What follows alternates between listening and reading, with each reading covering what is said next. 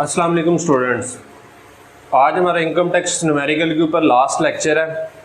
हमने कल के लेक्चर में पढ़ा था कि ग्रॉस टैक्स हमने कैसे कैलकुलेट करना है।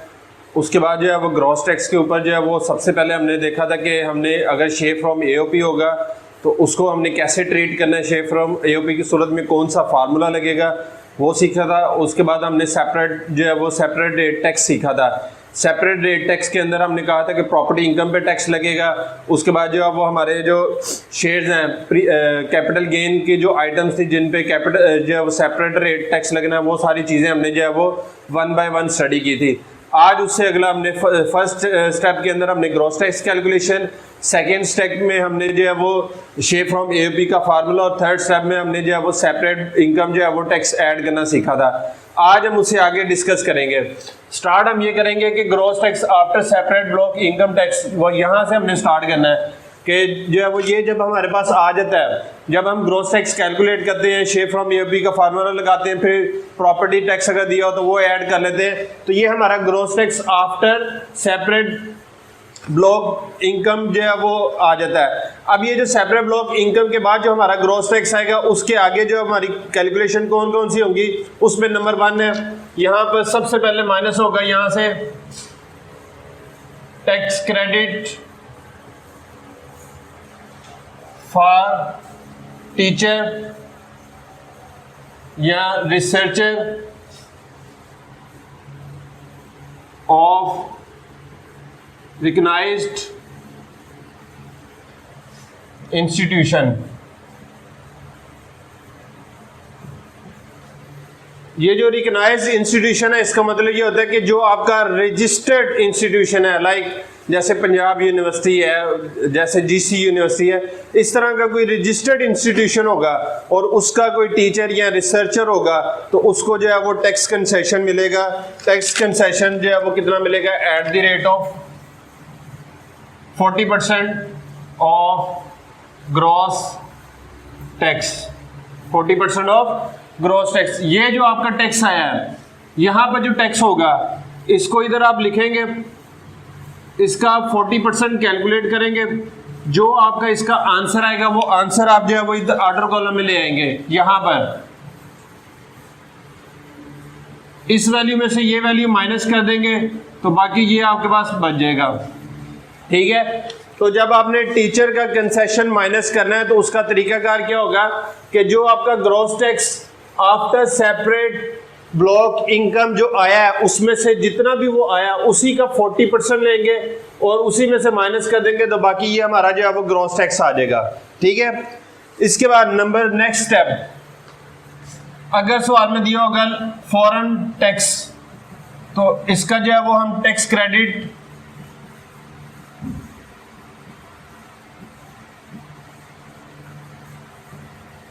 For foreign income, tax credit for foreign income. अगर फॉरेन इनकम सवाल में दी होगी तो उसका टैक्स क्रेडिट ले लेना है, लेकिन इसके लिए शर्त यह है कि उस फॉरेन इनकम के साथ फॉरेन टैक्स पेड भी दिया हो। अगर फॉरेन इनकम के साथ फॉरेन टैक्स पेड दिया होगा तो ये पॉइंट जो है वो ट्रीट हो जाएगा, वरना नहीं ट्रीट होगा। तो अगर foreign income with foreign tax paid है तो फिर ये ट्रीट हो जाएगा।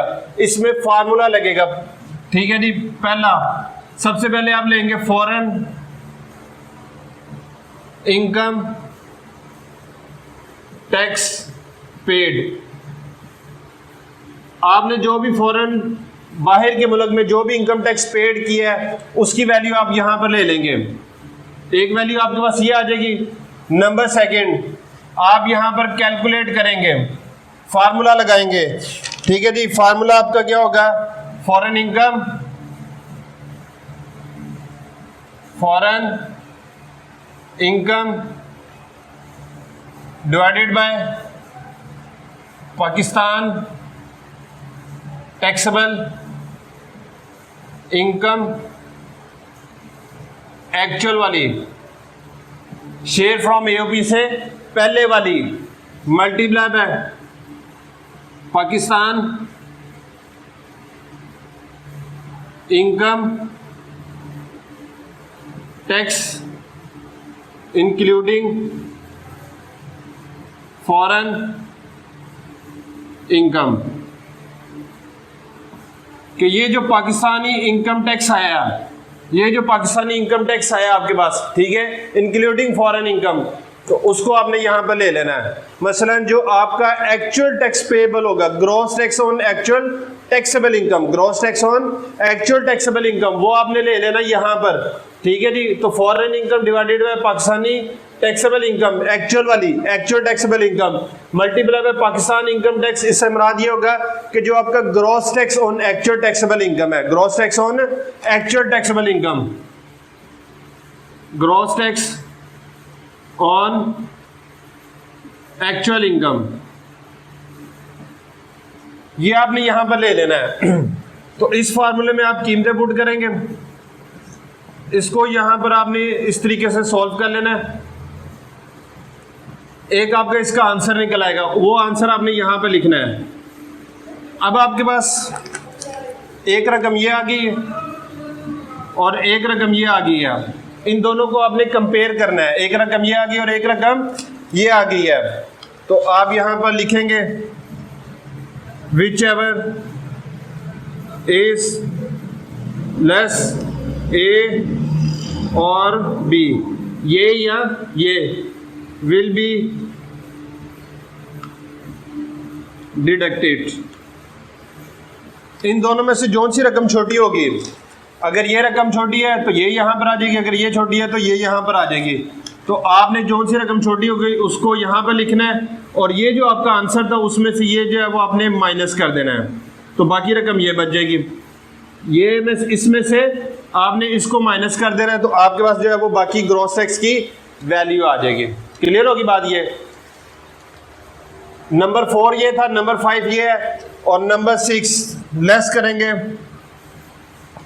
Tax credit for average relief, tax credit for average relief. ये जो आपकी अमाउंट है इसमें से, इस अमाउंट में से माइनस होना है एवरेज रिलीफ ने। एवरेज रिलीफ जो है वो कौन कौन सी चीजों पे है? नंबर 1 सबसे पहली donation for charitable purpose, donation for charitable purpose, ठीक है।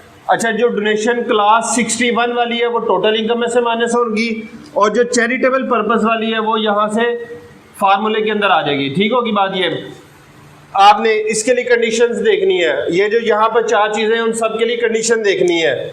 इसके लिए कंडीशन कौन सी है? Number 1 actual amount of donation, actual amount of, वो यहां पर आपने लिखी है। मिसाल के तौर पर एक रकम ये, दूसरा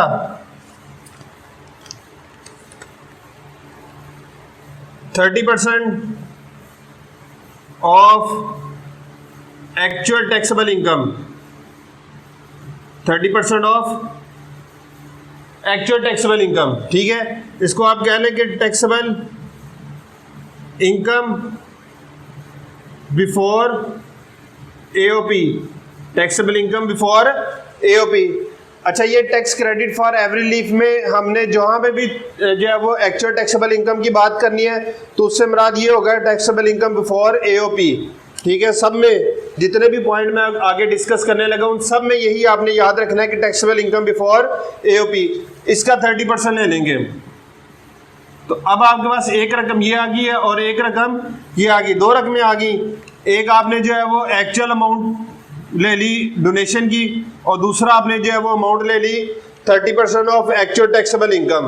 अब कंपैरिजन करना है, विच एवर इज लेस ए और बी विल बी एडमिसिबल, इसको हम कहेंगे admissible for average relief, amount admissible for average relief. तो उसको यहां पर आपने इस कॉलम में ले आना है, ठीक है जी। ये इनर कॉलम है और ये इसका आउटर कॉलम है, तो यहां से इधर ले आना है, क्योंकि इन सब को फिर हमने जमा करना है, ठीक है।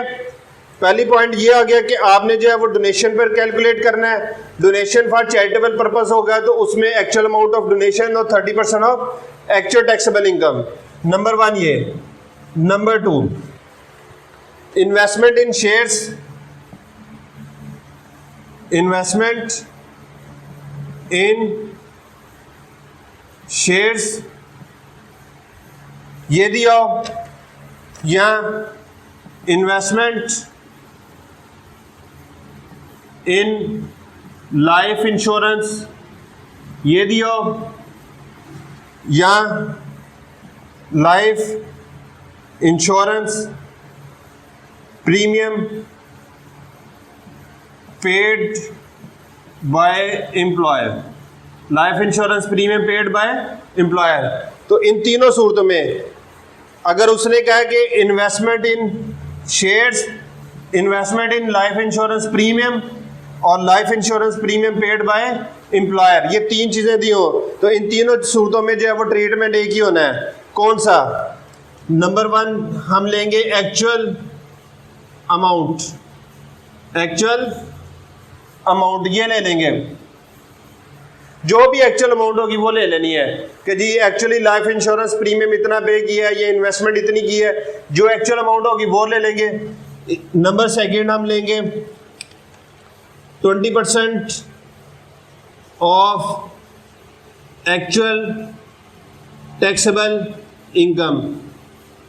यही बात मैंने आपको बताई कि टैक्सेबल इनकम बिफोर एओपी, तो वो आपकी जो है वो एक्चुअल टैक्सेबल इनकम है, उसका 20% लेके यहाँ पर लिख देंगे। एक रकम ये आ गई, एक रकम ये आ गई। और नंबर सी ₹15 लाख, 15 लाख, तो 15 लाख भी यहाँ पर आपने लिख देना है। 3 रकमें आ गई, एक ये आ गई एक्चुअल, एक 20% ऑफ एक्चुअल टैक्सेबल इनकम और 15 लाख। अब आप कहेंगे कि विच एवर, इन तीनों में से हम कंपैरिजन करेंगे, whichever is less will be admissible for average relief, amount admissible for average relief आ जाएगी। एक रकम ये आ गई और एक रकम ये आ गई, 2 आ गई आपके पास। एक आपकी रकम ये है, एक आपकी रकम ये है, 2 रकमें होगी। अब आगे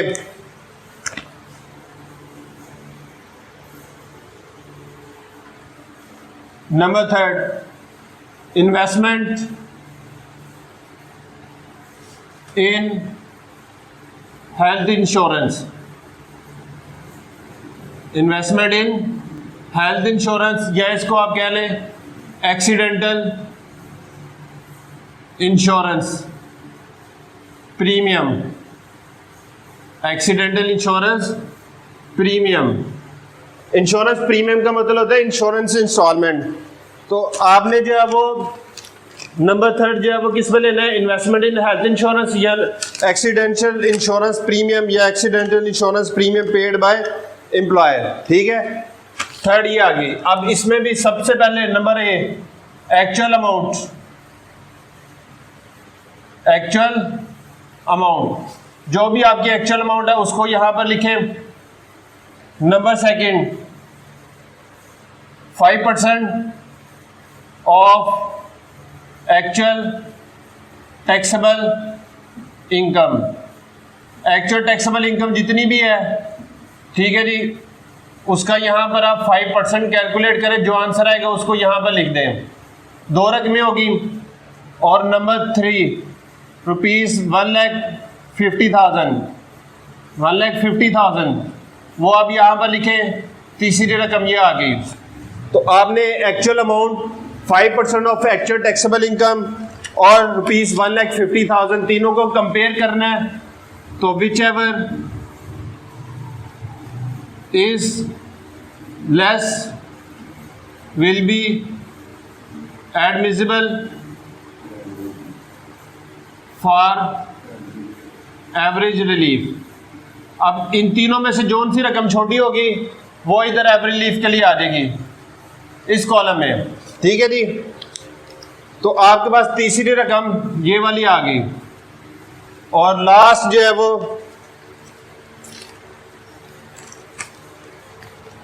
नंबर 4, कंट्रीब्यूशन टू अप्रूव्ड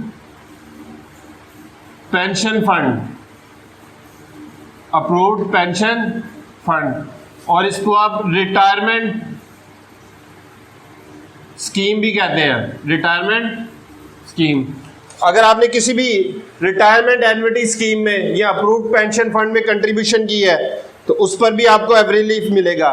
अब इसमें जब आपने एवरी रिलीफ कैलकुलेट करना है तो आपने दो सूरतें देख लेनी है। अगर if age is up to 40 years, up to 40 years, अगर उसकी उम्र 40 साल ये से कम है, 40 साल ये से कम है, तो उस सूरत में आपका जो ट्रीटमेंट होगा, जो कंडीशंस होंगी, इस सूरत में जो कंडीशंस होंगी वो ये होंगी। Number 1, actual amount of contribution, actual amount of contribution वो आपने यहां पर ले लेनी है। एक रकम ये आ गई आपके पास।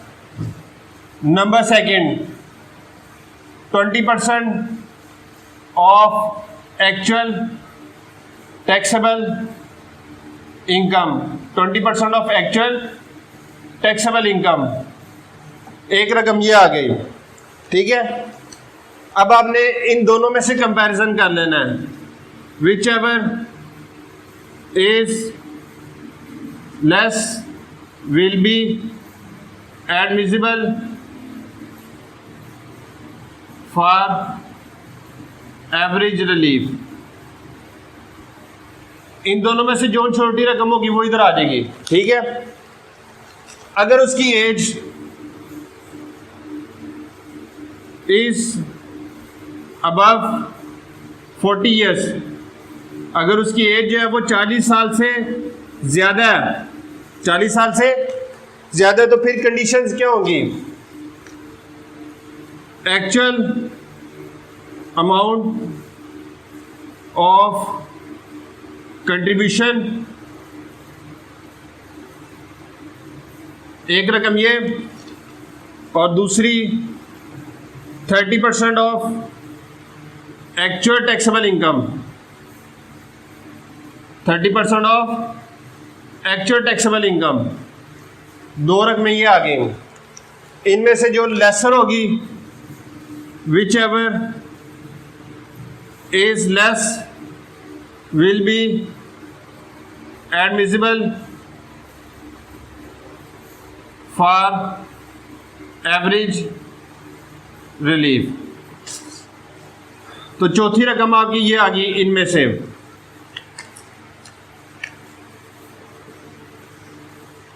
इन सब को जमा करें, इन चारों रकमों को टोटल कर ले, 1, 2, 3 और 4। अगर 4 दिए चारों को, अगर 2 दिए दोनों को, 3 दिए, जितनी भी रकमें दी सबको इस तरीके से हमने जो है वो कंडीशन लगा के चेक करना है। तो फिर इन सब को जब टोटल करेंगे तो ये हमारी आ जाएगी total amount admissible for average relief. इन सब को जब जमा कर लेंगे तो total amount admissible for average relief. अब यहां पर फार्मूला लग जाएगा। अगर सवाल में if no share from AOP, अगर सवाल में शेयर फ्रॉम एओपी ना हो, अगर सवाल में शेयर फ्रॉम एओपी ना हो तो फार्मूला क्या होगा? Gross tax, gross tax. Gross tax कौन सा? ये वाला gross tax after foreign tax credit.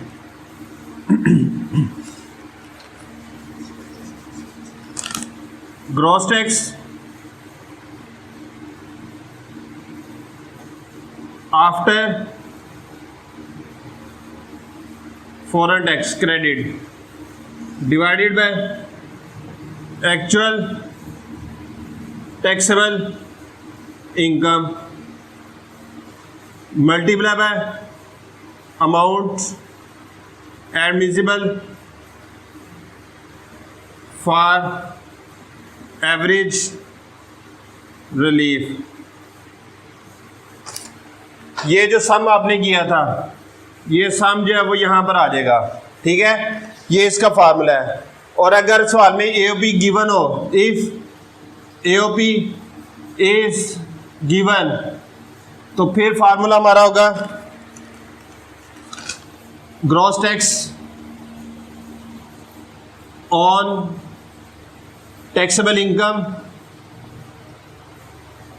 For rate purpose divided by taxable income for rate purpose multiply by amount admissible for average relief. अगर सवाल में शेयर फ्रॉम एओपी नहीं होगा तो ये formula gross tax over actual taxable income multiply bye amount admissible for every relief. अगर share from AOP given होगा तो gross tax on taxable income for rate purpose divided by taxable income for rate purpose multiply by amount admissible. इसका जो answer आएगा, ठीक है जी, वो answer आपने जो है वो कैलकुलेट कर लेना है। तो जो आंसर आएगा उसको जो है वो यहाँ पर आपने इस जगह पे लिख देना है, जो आंसर आएगा वो उसके सामने लिख देना है। तो ये वाली जो रकम थी आपकी इस स्टेज पर, ठीक है जी, इस फार्मूले को कैलकुलेट करने से पहले जो ग्रॉस टैक्स था उसमें से वो रकम आपने क्या करनी है, माइनस कर देनी है। तो बाकी आपके पास जो है वो जो आंसर आता है उसको हम कहते हैं नेट टैक्स। बाकी जो आंसर आता है उसको हम कहते हैं नेट टैक्स, ठीक है जी। तो आपने क्या करना है कि ग्रॉस टैक्स ये जो रकम है उसमें से एवरी लीफ का आंसर माइनस करना है, तो बाकी नेट टैक्स आ जाएगा। तो यहां पर मैं लिख देता हूं gross tax minus every leaf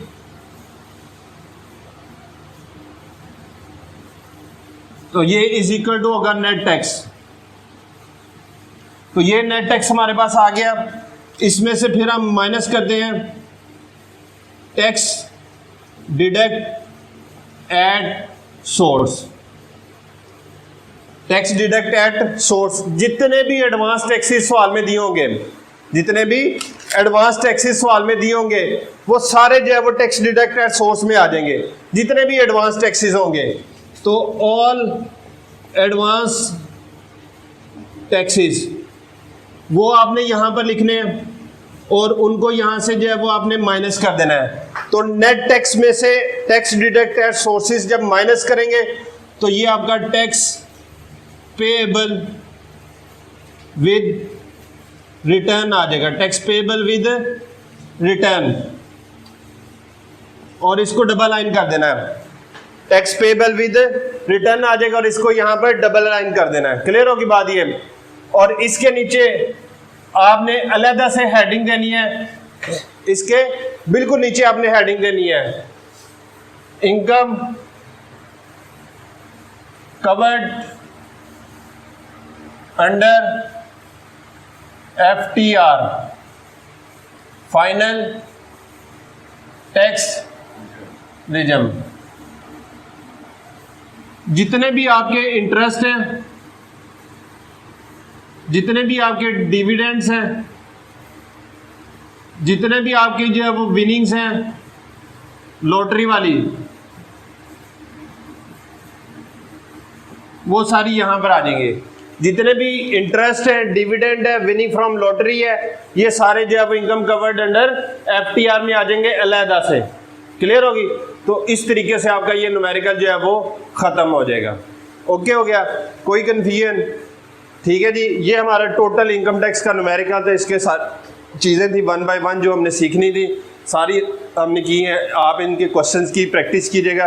question के अंदर आपको कोई प्रॉब्लम आती है तो वो आप मुझे कमेंट सेक्शन में पूछ सकते हैं, मैं इंशाल्लाह उस पर आपकी फर्दर रहनुमाई कर दूंगा। ओके जी।